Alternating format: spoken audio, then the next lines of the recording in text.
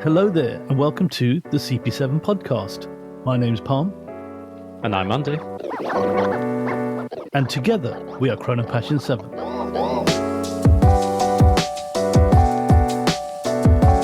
Hello, and welcome to another show. We're going to do it a bit different today, but before we get into that, let's do a quick wristwatch check. Andy, what have you got on your wrist? I'm wearing the old faithful Rolex for 1007 OP with a tropic dial.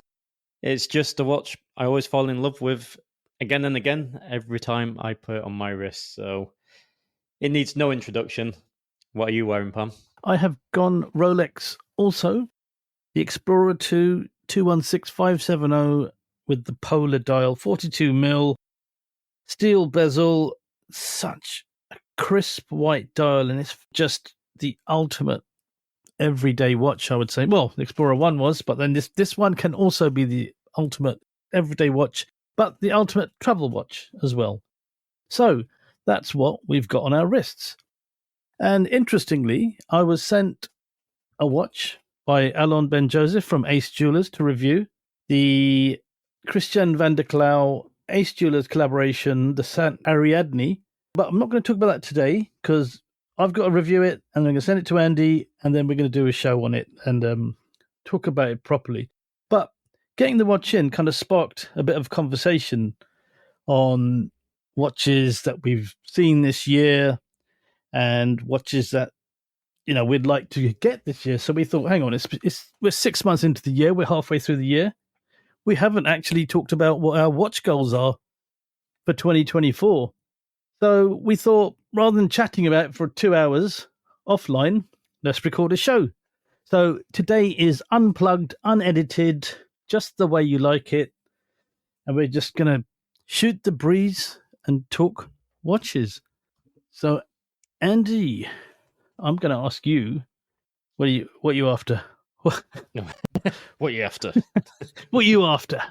What are you after now? Oh, gosh. I've been on a roller coaster, to be honest with you.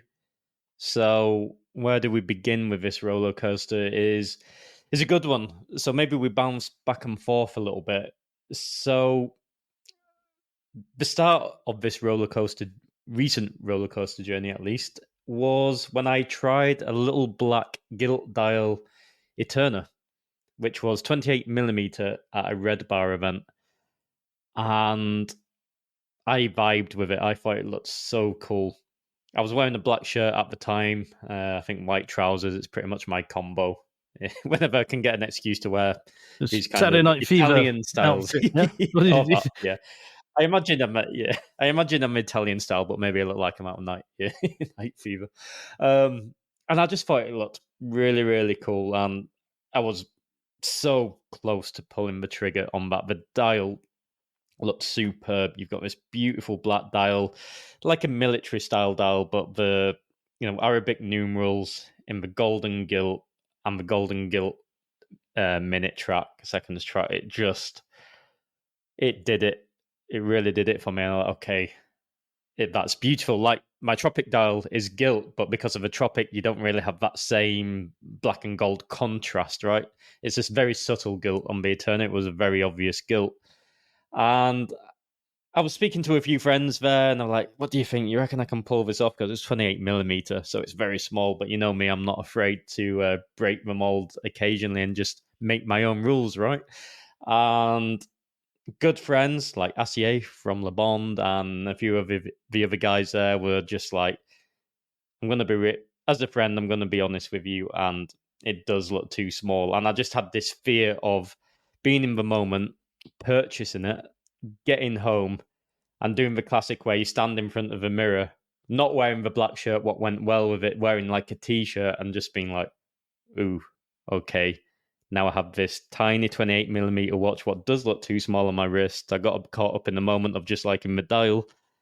And now I'm going to be stuck with a watch what's going to be relatively hard to sell, unless you like my good friend who solved a watch very easily, to be honest, but he's a specialist dealer in these kind of things.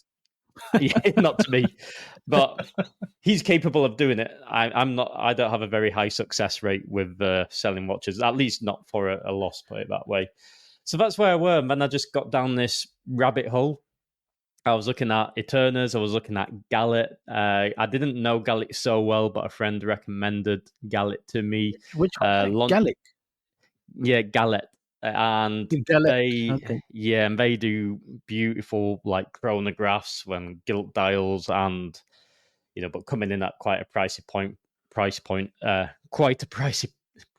I can't talk. So quite a pricey point. Yeah. Okay. This isn't getting edited, by the way. So yeah, we'll leave it in. You'll hear the real Andy now. Yeah, coming in at a pricey price. Yeah. We get tongue tied, and that's fine at times. Anyway, yeah, they're quite pricey. And then I was looking at Longines as well, and there was a beautiful Longines on a ladder bracelet, the original like gay freers, and really thin, and just such a cool vintage vibe. So I was on, as we are on eBay and Chrono24, just looking basically for gilt dials of any of those ranges. So that would be Eternum, Movado, Gillet, and Longines, just trying to find rather cool sector dial or gilt dial on a gay phrase. That was my goal. I didn't achieve it, but that's where I was. That's what I was looking for in that moment. So that was the beginning of a roller coaster for me, what kind of re-sparked curiosity into looking at a new piece, because I've been very content for a long time, which is quite surprising for me. But that gilt dial gave me the itch, and yeah, got me going a little bit. But yeah, I think it was a good idea not to get the 28mm though. I'll put it that way. I think so. I remember you sent a picture of it, and it was like, well, I don't know how to tell him.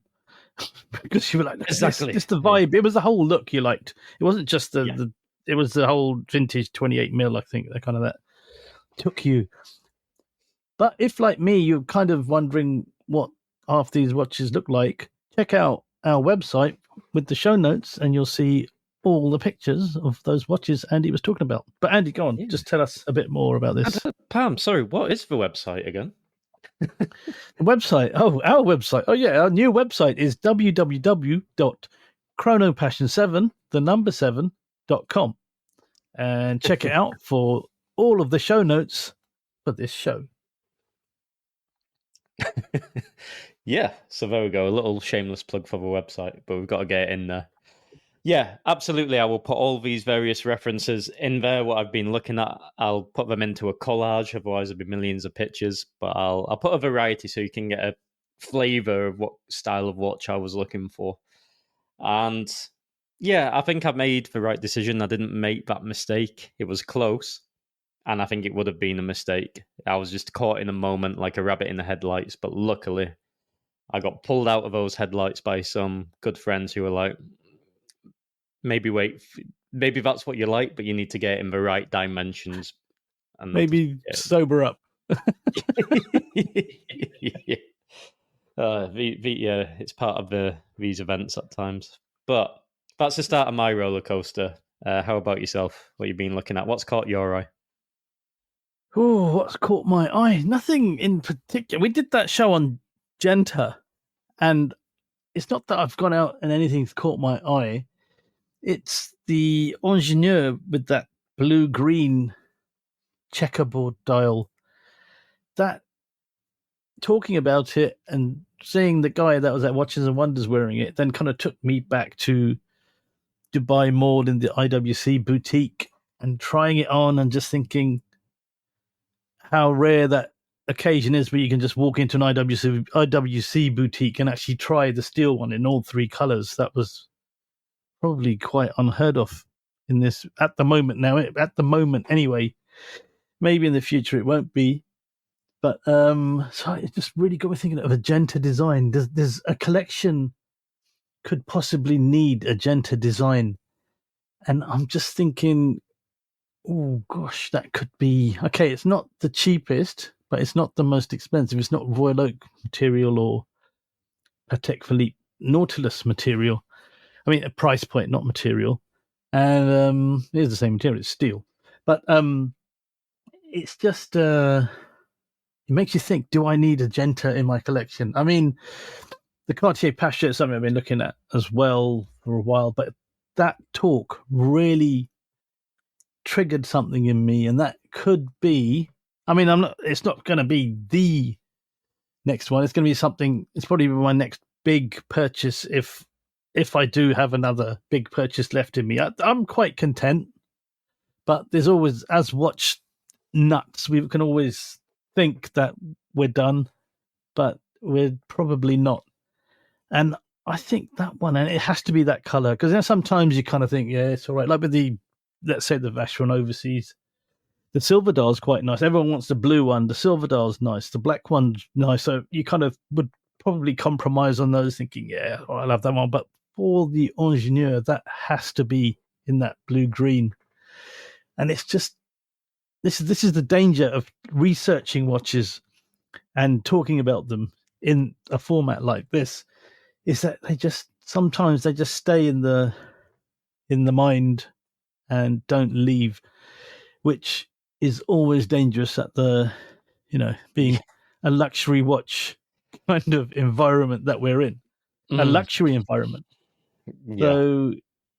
Yeah. So that one has really, just off the back of that show, has really made me think, God, I like the way, just the story behind it as well, with the engineering aspect and this, and just the functional aspect. It's not a bargain though, so that's one strike against it. But and I also did see another during that research. I saw one called, it wasn't the Ingenieur, it was called the Yacht Club 2. There's a nice two-tone white dial, very similar. I think it's Genta. I think you can hardly find any. He didn't really release any. There weren't many of them out there, and I just thought, okay, maybe that could be a nice compromise of a Genta design, something along the Ingenieur lines. There's just something about that look that I like. They put the crown guards on it as well. Maybe that's what it is. I don't know. It just, tickled my fancy, as they say. Yeah, I could tell when we were doing that show just how much you were falling in love with with the Engineer. I could tell it was like you were selling it dribbling. To yourself. Yeah, the more you were talking, I'm like, okay, something's happening here. You can just tell, like some watches you're describing, like, yeah, you respect it, you like it, and that's it. But this suddenly becomes a different kind of aura where you talk about the watching, like, okay, it is into this one. But because I was in Vacheron at the time at Watches and Wonders with amazing. I've got the utmost respect for Vacheron. It's incredible. It's best. I mean, I'd say an overseas. I'm not going to be able to get an overseas, but it was just there. Like I say, it's when something just catches your eye. When something that's what it is. When something just makes sense, all of a sudden, all the perfect storm, everything, all the stars align in your mind, and you think, yeah, you know what, that's the one for me. And I'm not the most conventional. Okay, I like modern watches, but it's not like I don't obsess over watches that most people obsess over. I think I find myself obsessing over watches that people are kind of like, really? I just got that just so I can get something else. Or, or just, okay, that was nice when it came out, but, it's not sort of something you should, I've thought about since. And I think that's one of those watches. Yeah, I think it's a great watch. I think the only issue with it is the financial pill that you have to swallow for such a watch, and then you've got to decide if it's an acceptable price or not. It's sometimes not about, can I afford this watch or not? It's, is this the best value for my hard-earned cash at times? And what else could I have for this price point? And that's when it's it's hell, because it happens to all of us, and I'm sure all our listeners can relate to this. You're getting close to making your decision. You're like, this is 99% sure this is what I'm going to pull the trigger on. But then you're like, let me just see what else is on Chrono 24 for this price point. And for example, maybe you're looking at a Rolex and you're like, let's just see if there's any bargain Pateks or any Vacherons what I may have missed, and then a great a Da Vinci IWC. You start. Okay, yeah. Oh yeah, there is there's a great perpetual calendar IWC, and then you get lost. That happens to me all of the time. I get so close to making the decision, and then you get lost from doing that. You think you could get 3 watches with that that price of 1 watch? That's the thing as well. And then do those 3 give the satisfaction what that one would give? That's probably not though. That's the thing. You probably think, I've taken a box, at a lower price point, and just something that's caught your eye, but you probably could have got all the time, but you never did. You never pulled the trigger on it. It could be something like that as well. But resentment creeps in then, because if you do such a thing, I've heard that before as well. People are like, oh, I can have these 2 watches instead of this one, or swap a Rolex GMT for these 2 other watches, like lower models, and I'd be happy with that because I get 2 more watches. And then you have to have this kind of, let me pull you to the side. This is and then do you know what this is, like, truly, and do you really want to have 2 of these other watches? Are they really going to replace that void? And it's a constant mental battle, I think, what all collectors have. Whether you collect, whatever budget range you're collecting within, you're always going to come across that. Yeah. In the respective categories. It just happens, I think. But sometimes, sometimes a new release triggers an emotional response, not for that release, or just for something else. That locomotive, look what it's done. Look at it. I mean, I'd love to get that, but not for that. Yeah, I think that's a bit too rich for my blood. Original? When do you get the quartz original? How much are they? Well, what is about the price 5 or 6K? But as I said in the previous show, they were available, and then I checked recently, and any what were on Chrono 24 vanished. So when they reappear again, who knows what price they're going to be after the success of this launch. Time will tell. But say 5 or 6K for now for a quartz. Yeah, maybe the hype will die down. Hopefully, maybe it's just hype. Well, is it hyped? Maybe that's a hype. It's true. It didn't. Period. Yeah, I thought the Piaget Polo was going to go crazy. The vintage polos, and they haven't. They sold a lot of them. What was sitting around for a long time suddenly moved. I can tell you why, because most of them were in my watch list on Chrono 24. But the price, when I see them reappear, different listings, they don't really demand much of a higher price than what they were previously. So not every re-release has the 222 effect, is what I would say. So, the Pebble. I think the Pebble. Yeah, the Pebble. The Cartier Pebble as well. Yeah. Cartier that's nuts. I give one example. I don't want to go off topic, but I give one great example because it's to do with. I had a huge Cartier phase, right, going back maybe a couple of years ago, and I had an opportunity to do a trade for a Cristola, and I think that's how the model reference. It's like a really nice stepped classic case, Cartier, mechanical movement, solid yellow gold, 18 karat, really nice looking piece. And at the time, I was getting it for around 6K plus some cash in my favor for the trade, which I was doing. So I'm getting an awesome Cartier plus some money in my pocket. Happy days. And then another opportunity came where I cancelled that deal. And then now you check that watch and it's listing over 10 grand, like over 10K. I'm like, I'm not in it to make money, but my opportunity to get that piece has pretty much left. It's not something, because I was willing to do it at that price point. I personally think Cartier are getting overvalued. Vintage Cartier is getting overvalued. And they're not really built to the quality what it's now demanding. It's like a hype. So until that hype, if it ever goes down, I'm not willing to part with 10K for that reference, as much as I think it's a cool watch. So that's a great example of that effect. And it's a good example, as I was saying, with Genta designs.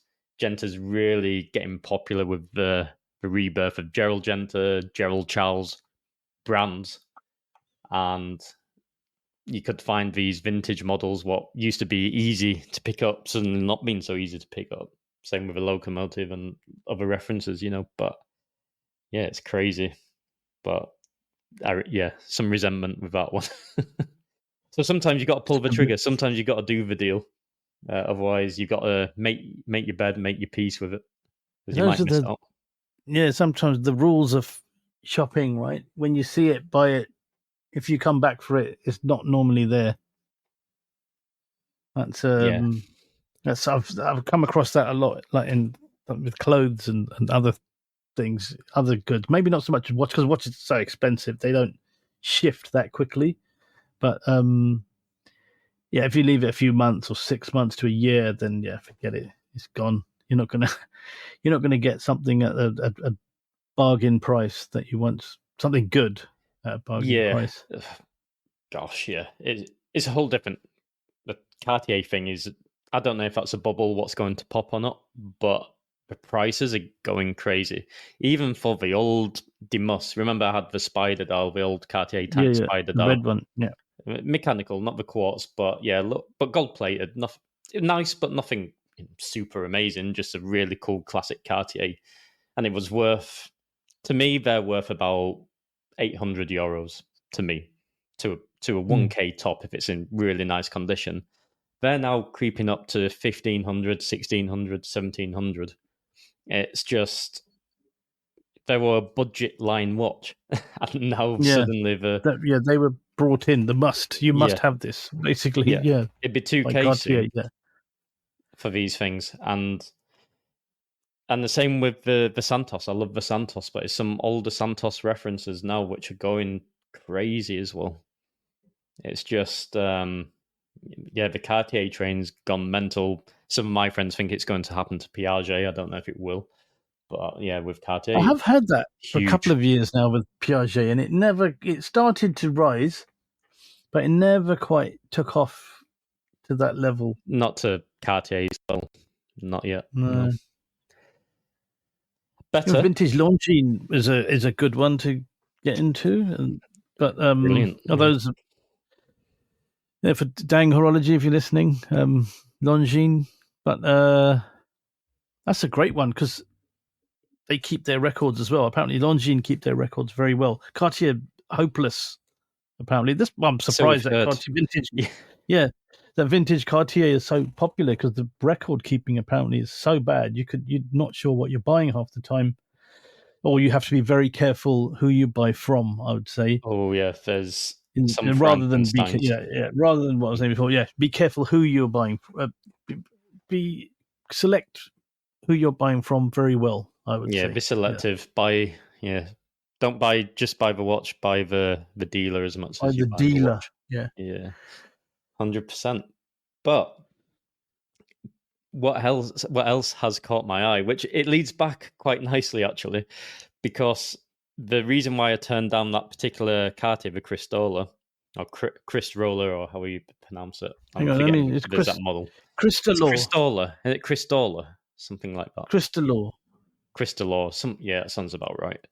So it's been a while since I kind of put it to Crystallo. Yeah. I don't know. Crystallo. Chrysanthemum. I had to put it to the back of my mind. And yeah, if you make it sound fancy as you pronounce it, it's probably close to what it is. There we go. And the deal, when I cancelled that deal, it's because at that time I did it for the Tudor Submariner and the Cartier tank in a deal for a Patek, what I had at the time, plus some cash. And I got a pretty good deal, to be fair. But that's not a bad deal. Yeah, but you missed the Patek. And you know what else has gone crazy? The Tudor Submariners, that particular one, the Snowflake, which I had, they've gone nuts now as well. Really? So there we go. I have these crazy watches, which turn into grails because they get hyped, and then I'm left without it. But anyway, I don't buy the watches for that reason. However, I'm kind of got into Tudor. I went to the Tudor boutique recently with a friend from Red Bar, and it's that effect, and that's why boutiques make money, because you kind of fall in love with a brand, they look after you well. Tudor as well, the way they do the boutiques, very kind of cool and hip, and there's a nice little bar there. You sit down, you have a nice drink, and then you just get looking at the watches. You get and sucked into their world, get don't you? sucked into the romance of the brand, whatever Yeah. brand it may be. They know how to suck you in. And the bronze boutique edition, I really liked it. Although when I checked it out online to see how it ages, it kind of has this dirty look to it quite quickly. Even when there's some 2023 references sold as new old stock, Oh, really? because of kind of oxidized, dark, like a bit weird. I was speaking with a friend of ours, a mutual friend of ours, and he was saying he had one, so Philo, and Okay, yeah. he had one, and he said the way he had to put in a kind of a dry, controlled temperature room for 3 weeks or something to get an even patina on it, because it just patinas so quickly, apparently. Yeah, bronze So, is. I mean, that's why yeah, a lot of people buy bronze just it's for that cool, very but effect. Yeah. where I live, in Barcelona, the humidity, it's going to be a new fungi growing on it. So I'm not Barnacles sure. on it. And, Yeah, barnacles. So I was like, I don't know if I'm down with that. But then my friend also had the Prince date chronograph. So there's references like the Tiger range in that, with that style. There's the Oyster version as well, the Oyster Prince. The Oyster Prince is something else. It looks almost like a baby Paul Newman Daytona, but just with the subdials twisted the wrong way around. They retail over like 10K, but really, really nice. The Princes come in at a more obtainable price point, and of course, you get that same thing what you get with the old Submariners. If you find the correct year, you can get the ones with the Rolex crown and the Rolex case back and the Rolex bracelet. And they're just so damn cool, I think. It really clicked with me when I tried his Prince, and then I got looking into them a little bit, and then it led into the Submariner again, and then I'm like, oh, I won't mind the vintage Tudor. I think they're great. Like the kind of what Rolex used to be in the tool watch world, and they're only going to get more popular and harder to acquire. Still, at the moment, you can kind of get them. So yeah, that's the journey. Another journey I went down recently as well, just checking out basically the chronographs, the vintage Prince and Oyster Date chronographs and Submariners. Not necessarily a Snowflake. I don't mind the Mercedes hands ones as well. They're quite cool. The Snowflake is my favorite, but yeah, some resentment maybe creeping in. Although I love my OP and things like that, I'm happy with what I have at the moment. But I'm kind of after that next, maybe a bit more sportier watch seems to be where I'm gravitating towards at the moment. I've kind of transitioned when I said the start of the roller coaster was the gilt dials. I've kind of chilled out on the gilt. I'm not obsessing about it anymore, and I've kind of moved into the vintage steel sports category at the moment. That's where I'm sitting. But wow. Okay, you've been hit by Tudor bad. the Tudor bug certainly, certainly It's got me. Yeah, it's yeah. So would you get this thing? Would you buy one? I would. I would if the circumstances aligned and the right one came up at the right time. The classic thing. Having it's one. Which one would you get out of those?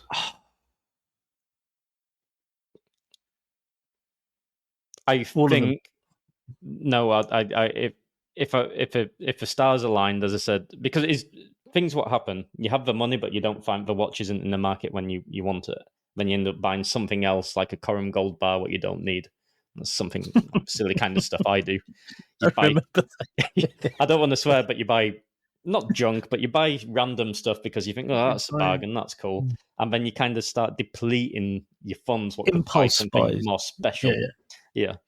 So I'm trying not to do that at the moment. So as long as nothing silly happens and it aligns, and at the time I've got the funds for something like that, and it's there, out of those two pieces, I would probably get the Oyster Prince date. I think that's you You would love it. I know you'd love it. That's It's the just got one that I hoped Paul you were going to Newman say. dial, and Yeah. it's like a Yeah, baby Paul Newman. Yeah, it's so cool. that is the one I was hoping you were going to say as well, because I just think that's Yeah, so there's nice. something Around about that. 10K, Yeah. but it's the dial. It's got that Paul Newman vintage-esque dial to it. The Prince has a bit more of a modern looking dial, but the Oyster the Oyster Date chronograph just has that essence of Paul Newman to it at an affordable, obtainable price point. Which, yeah, that's the one. That's my local grail at the moment. Let's say that's my current. I know I was all about the 5513, but I think they demand quite crazy money. I think like we talk watches all the time, right? And you've like, but those vintage deep seas will offer so much more value, and there's I do even think the older. 5-digit deep sea, the 5-digit sea dweller, not the deep sea. Yeah, sorry, That Sea is Dweller. Yeah, so much value in that. I mean, I hope they don't. I ridiculous. mean, I've got my eye on not this year. I don't want any more Rolex. I've got too many. Not too many. I think I've got enough for now. I think my watch box is saturated with Rolexes. It's But satisfied. yeah, but that would be probably a good sort of neo vintage piece to get. That Sea Dweller, 5-digit Sea Dweller Sub is just 10K. 40 mil. I mean, and it's unbelievable. So then it's hard because there is a part of me going, the 5513, it's legendary, but are you just buying it because you're a bit of a James Bond fanboy? And a little bit of that is, yeah. And you I'd can say still so. Yeah, you can still wear a Submariner and it'd be pretty much James Bond, a no date sub. Or you could buy a yeah, brand new not you could buy a brand new Submariner. If you were lucky enough to get a brand new Submariner, you could pretend you're James Bond. exactly. So you don't need that one. So I've kind of maybe I'm making peace with that one. Like obviously things change, circumstances change, and then you're like, I'm getting it. But right now, I think a more sensible acquisition would certainly be the Oyster Date Tudor. I think it's fantastic. I think it's cool. It's not took off crazy yet, and there's some beautiful like references around at the moment, and some great looking dials. And yeah, it'd have to be one with all the Rolex parts, like the case back and crown and bracelet. It's like you're getting it's just cool. It's as close to getting a Paul Newman you're gonna get without having to pay Paul Newman money on a real one. Paul Newman Panda. So, and a Panda dial, I think, is another thing you could have in your watch box as a little space for that. By the way, if you want to see a picture of this, check out our website, www.chronopassion7.com, where you'll see pictures of Andy's obsession of the Tudor Prince date chronograph. Yeah, similar to you and the IWC, you can tell when you start talking about something when it's got you. It has. When you start looking into the distance, talking about it, there's a connection dribbling. there. Yeah. You're dribbling on about it. Yeah, you're wiping your mouth. Yeah. But anything else caught your eye? But talking, I'm not thinking of anything too expensive, so that's why the IWC would not be this year anyway.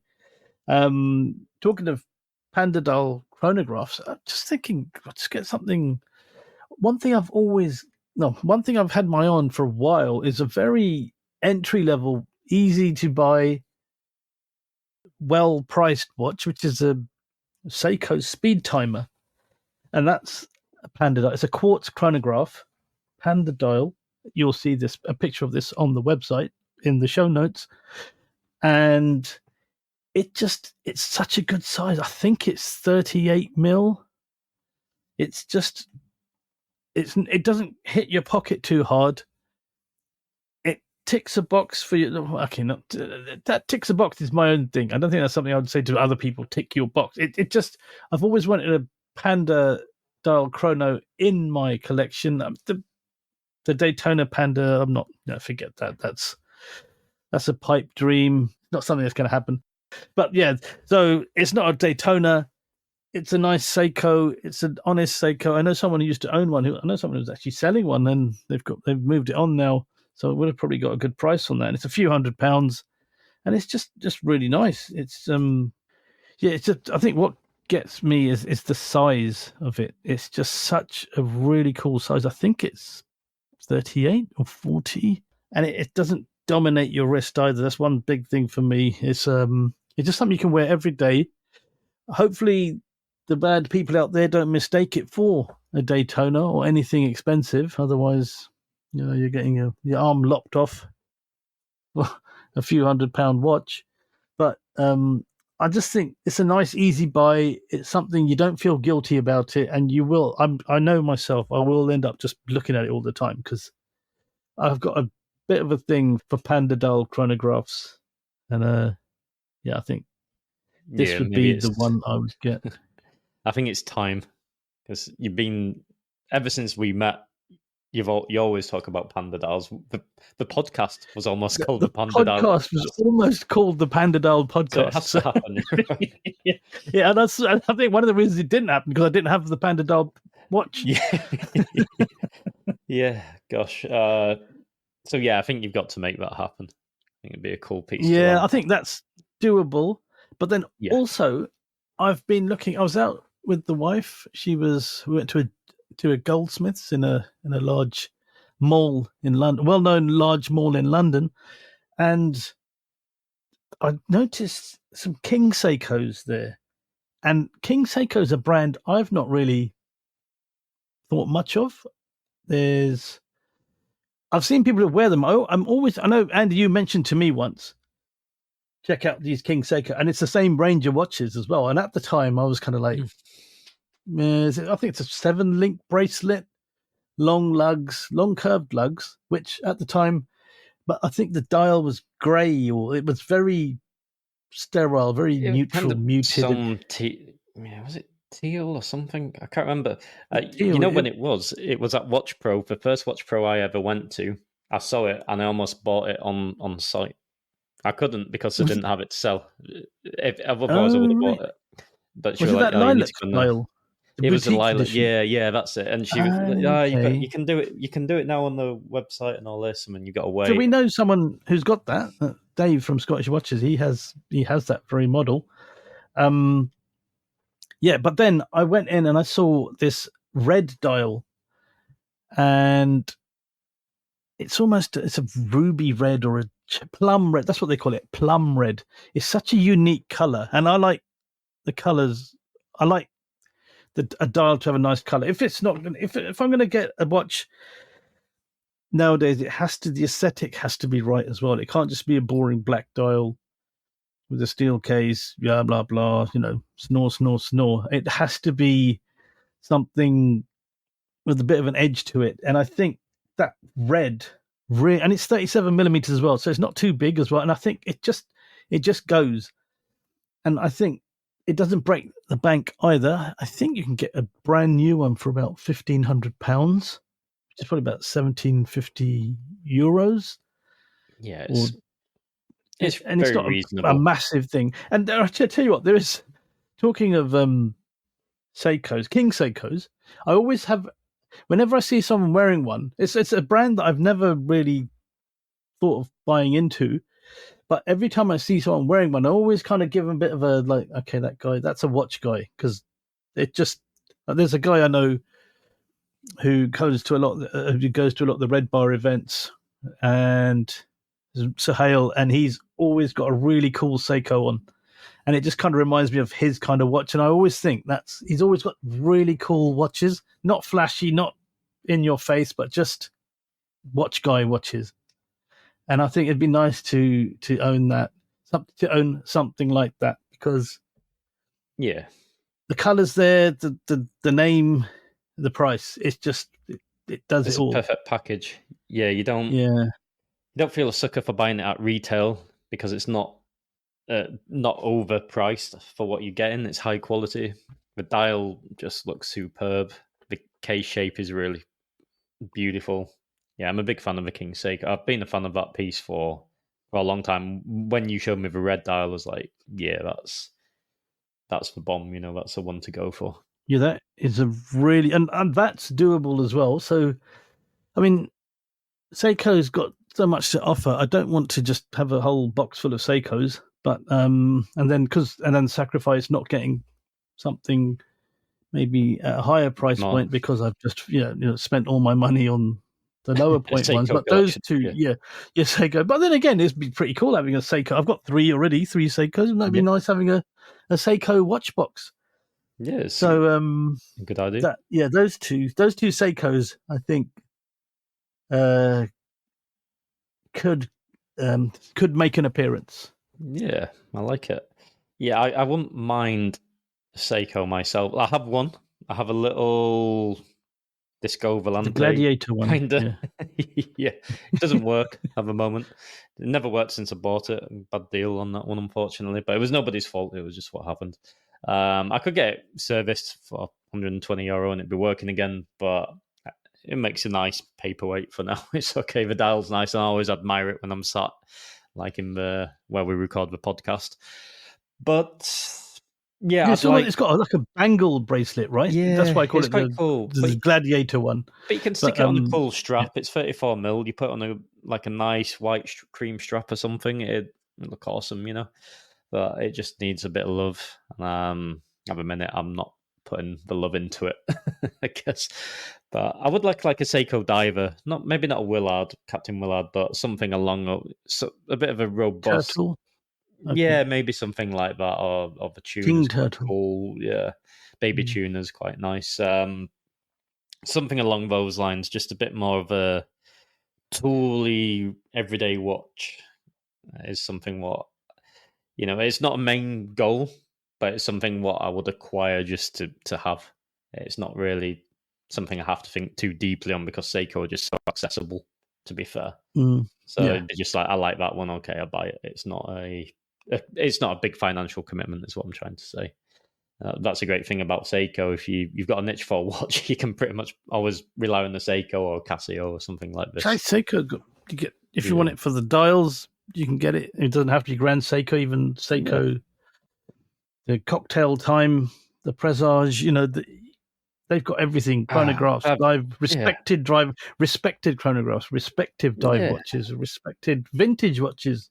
Exactly. And there's so many vintage what you can get for there just is a lot. The brand offers so much. Yeah. King Seikos, Creedors, Grand Seikos. They got they got the lot. Yeah, vintage Creedors are a bargain. A good friend of ours, right, just picked up a Creedor that looks superb. So yeah, it's an interesting one. So yeah, I like your choices there. I think that I could see. But there's one surprise entry. Oh, go on, let's hear it. That it doesn't make sense. It's not the Tudor Ranger, which I am warming to, by the way. I've kind of lost my dislike for it. It's a cool watch. All watches are cool. Yeah, it's just accepting. We accept the Tudor Ranger. Yeah.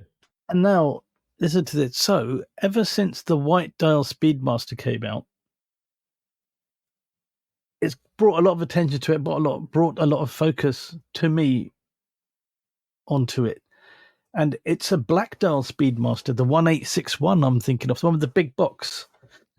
It's just, the big box with the book in it. The Hasselite. The Hasselite one, big the classic. And all the little, your paperweight and your loop. The paperweight, all that, straps. Suitcase. The suitcase, gosh. Yeah, but that aside, okay. But maybe even an older one, even an older version, an 861, it's just something about that watch that I'm a big Daytona fan, but I just think as steel chronographs go, and this might be blasphemous, I'm starting to think that the Speedmaster is a better chronograph in all steel than the Daytona is. So okay. And I say this because a friend of mine we went to a food festival a few weeks ago in a nice sunny day, loads of food, loads of beer.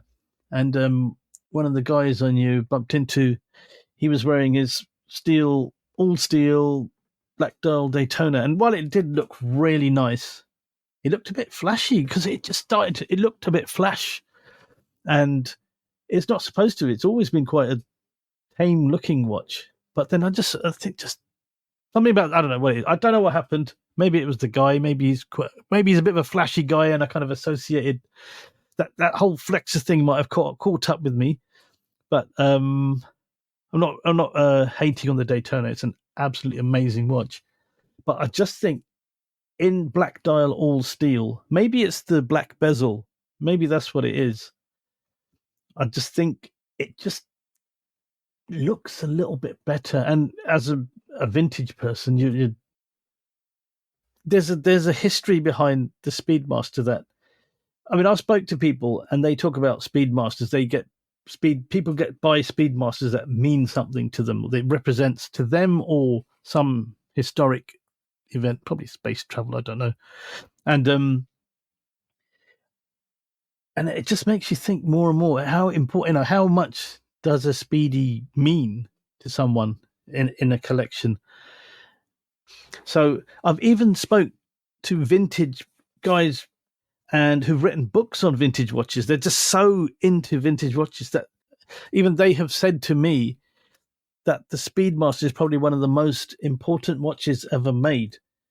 And you kind of just think, well, you just kind of think, oh yeah, Speedmaster was just hyped because the moonwalk and space travel, but it kind of makes sense in terms of a historical watch. So I've got my eye on one of those. I wouldn't buy it brand new because I think that the prices are rocketing, if you pardon the pun. And I think you can pick up some decent ones for about 4,500. Yeah. And that would actually put out a fire as well, I think, because I had my old, I'm going to mention my old triple day date once again. But I always had a bit of Speedmaster envy when I had that, because I could have bought the Moonwatch, envy, sorry, because I could have bought the Moonwatch instead. And I always thought, well, okay, yeah. But now I'm kind of resonating towards that. I'm just thinking, is it time? Is it time for, and quite realistically as well, for a Speedmaster Moonwatch to enter the collection? That's the big question, and that hopefully could happen this year. I don't know. Yeah, it'd be nice. I think me being more on the vintage side, I'd definitely like some of the 70s Speedmasters are great. They're really great. I think was it a 60. I think I had an opportunity to buy a 69. Um, going Wow. back a few years, and Moon it was on landing, yeah. the moon landing one, and it was on the elasticated bracelet. And I remember trying it on, and I was, oh my word, I get it now. I always on paper, I'm like, boring, a bit boring. And then Yeah. you wear it, like, oh, but it's so cool. It's something about it. I totally get it. I totally get it with the Speedmaster and why it's so loved. But for me, that was an awesome piece. But yeah, a 69 might be a bit tricky to find again, but any 70s reference even for me would be cool. So yeah, I support that one. I think it's a good choice. You'd be more of a modern guy. I know you go for a more modern iteration, but the timeless anyway. So it's not changed much from the originals anyway. So you still getting that classic design, just with modern engineering inside, which I know gives you the peace of mind you want. So I think it's a good choice. And it's funny because it's like inspired by the white dial. I don't want the white dial one. Actually, the white dial being released actually inspired me to look at the black dial, classic. which is It's crazy, right? yeah, these things happen, right? But yeah, it's an endless journey. But you'll find at some point one just sticks, and that's normally the one you end up getting, right? Yeah.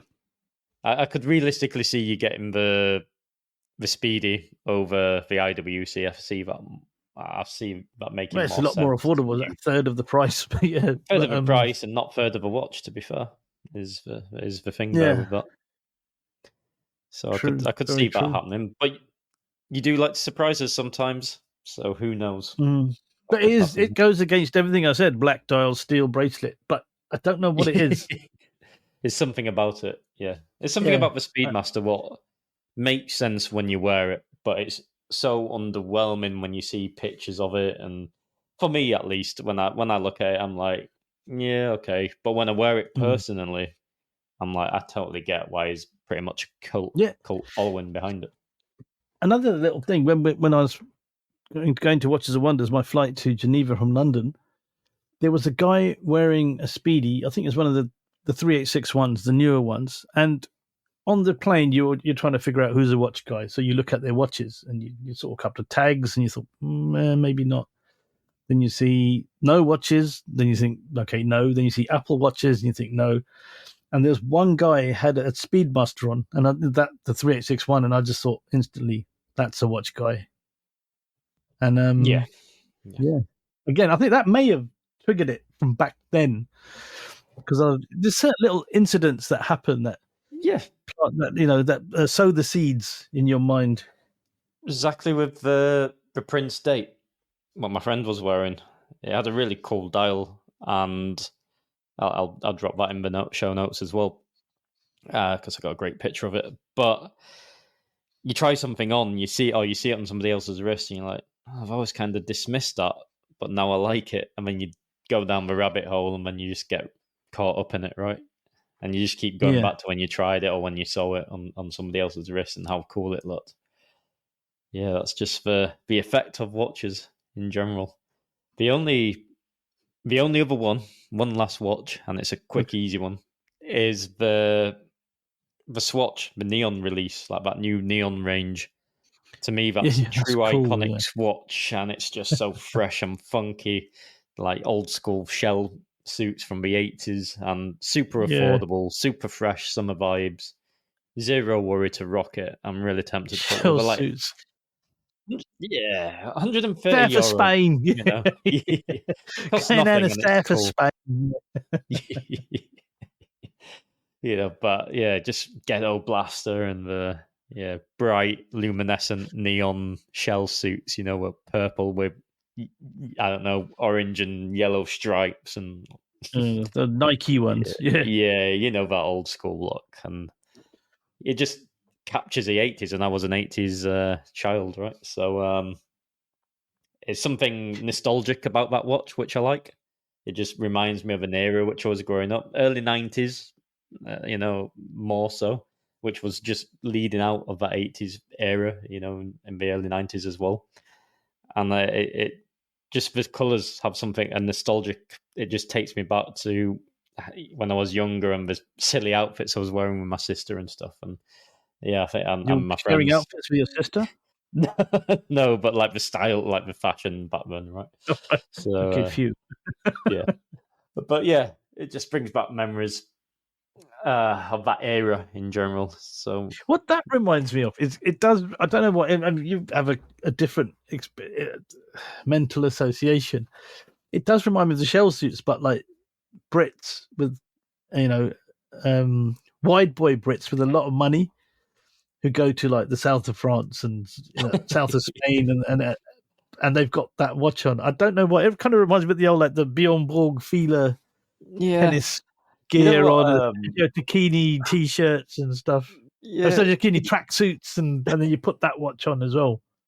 You know what made it uber cool for me is when a friend of ours, Martin, right, the resident gentleman of Chrono Passion 7, we were talking about this particular piece, and he's like, I saw a really cool picture, and I saw the same picture of this guy in a vintage Ferrari rocking this neon Swatch. I'm like, that's just cool factor all over it. And again, nostalgic links with video games we were playing back then and stuff like that. I don't know, it's just something cool about it. So it's not a big purchase. That's just a very simple, fun little watch to pick up.